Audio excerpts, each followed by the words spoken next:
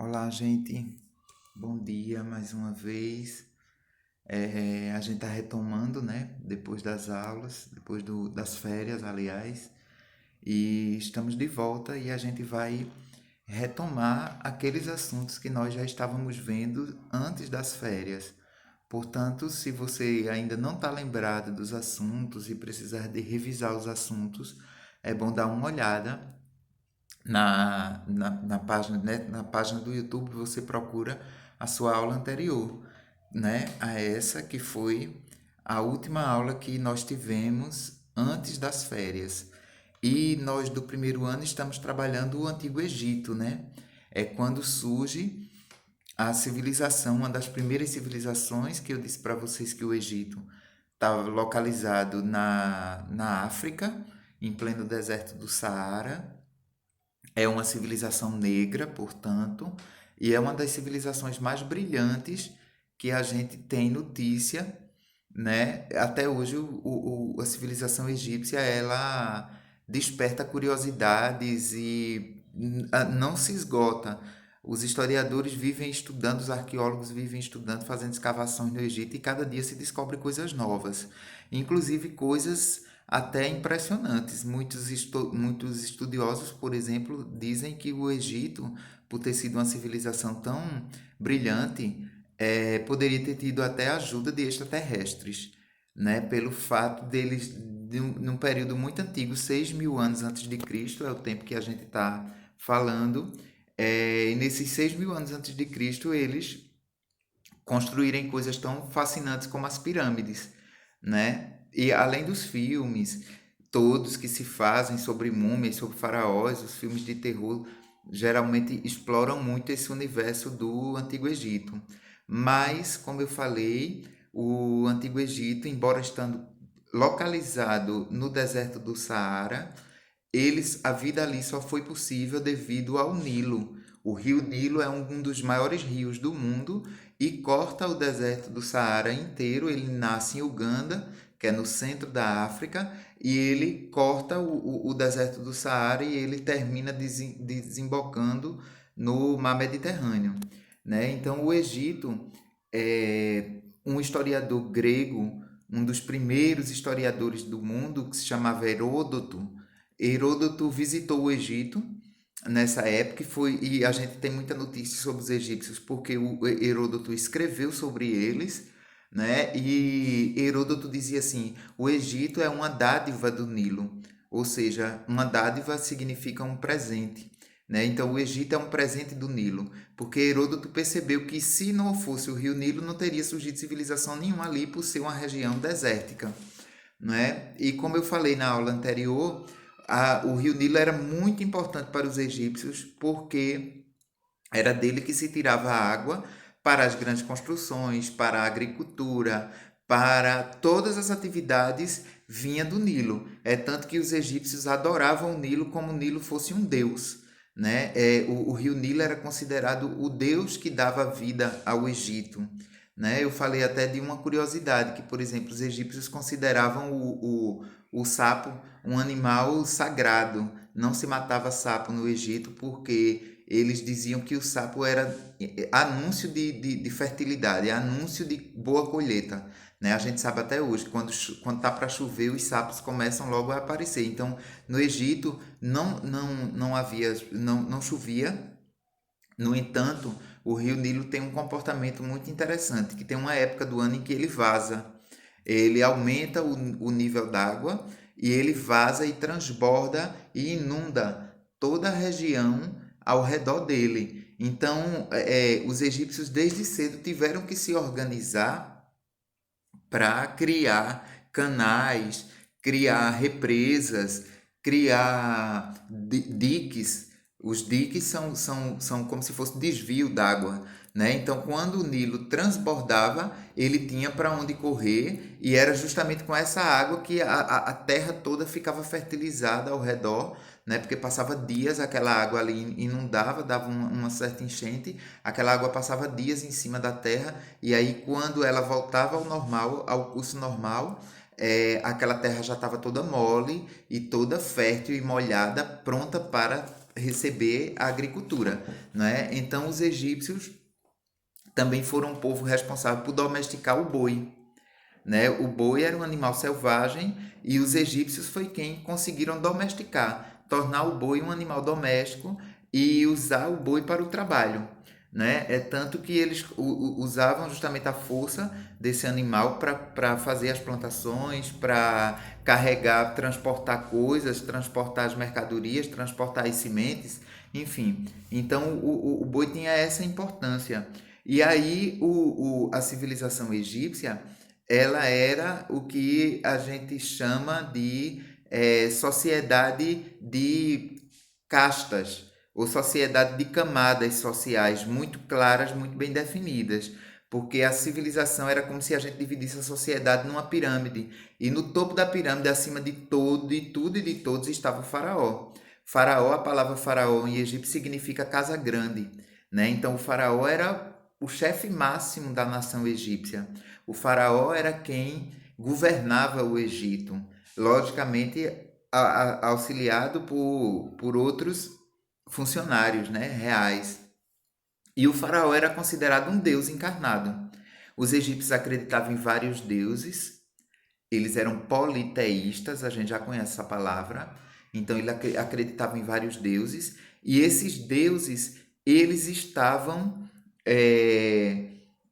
responsáveis por cada coisa da natureza. Deuses ligados ao trovão, deuses ligados ao rio, que era o Nilo era rio, era um deus, né, como eu coloquei, deusas ligadas à fertilidade, mas os três principais deuses do Egito eram Ísis, Osíris e Horus. Eram os três deuses principais, né? Eles cultuavam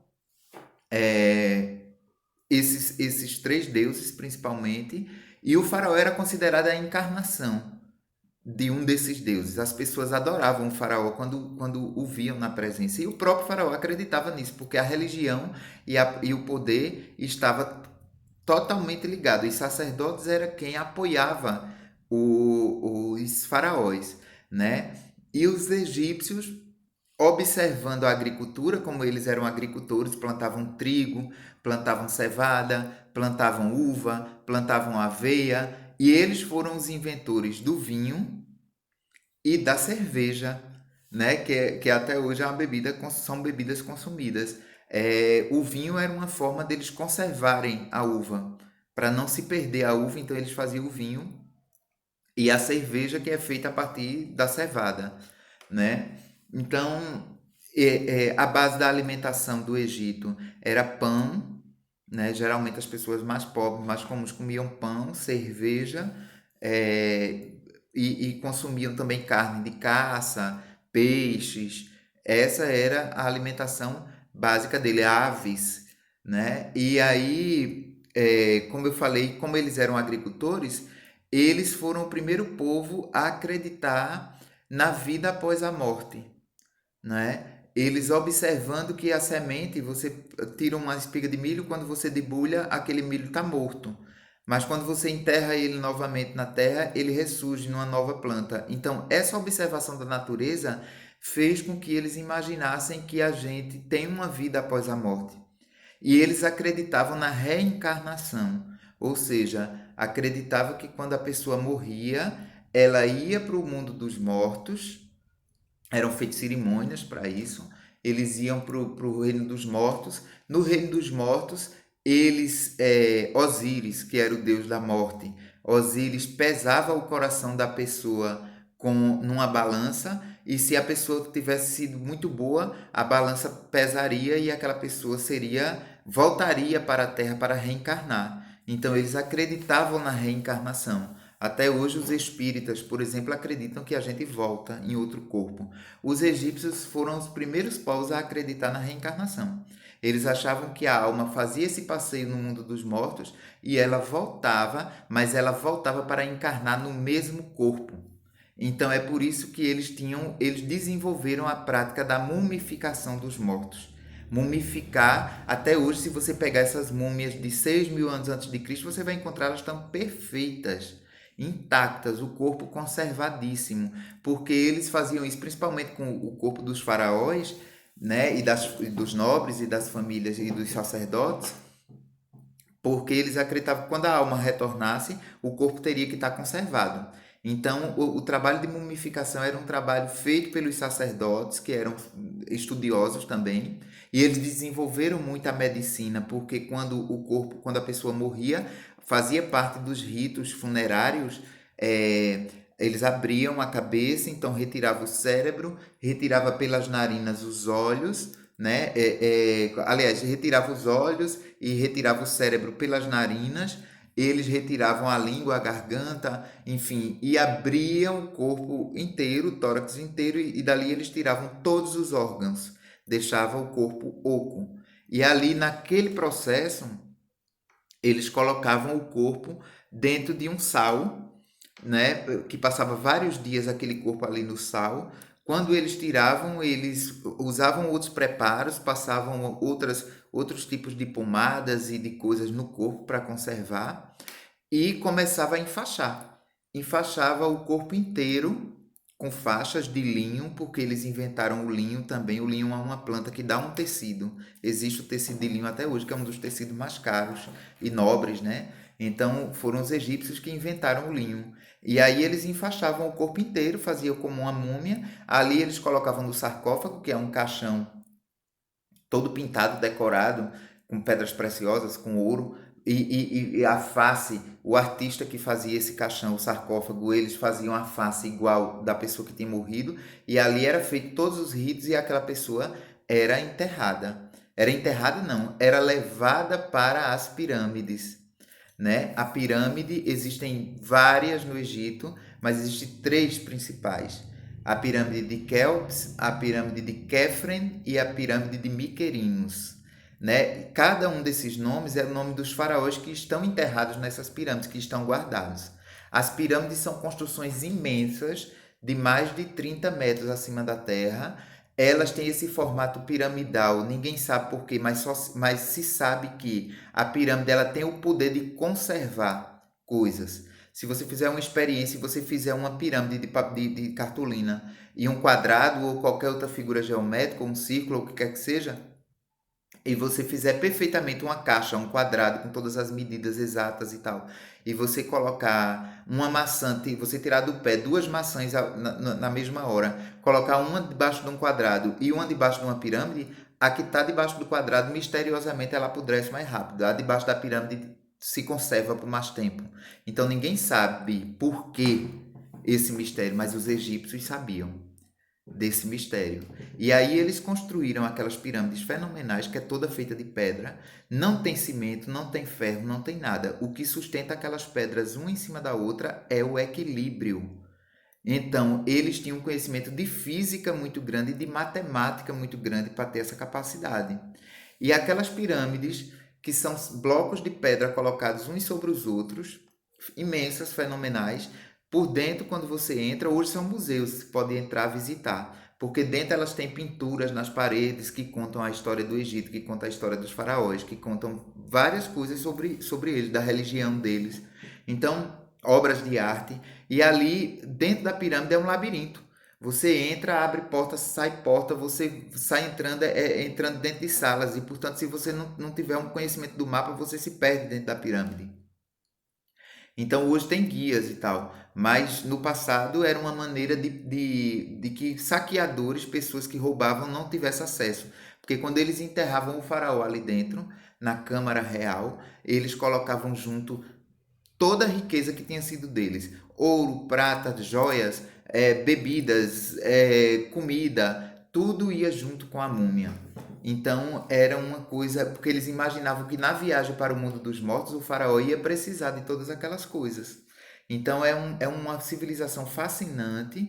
Eu quero que vocês comecem a dar uma lida no capítulo, mais uma vez, revisar a aula passada e completar com essa, olhar no livro, fazer leituras, e depois eu vou colocar para vocês links de documentários para vocês poderem ver coisas do Egito, coisas que foram filmadas lá. Então vocês vão ter a possibilidade de online visitar o Antigo Egito.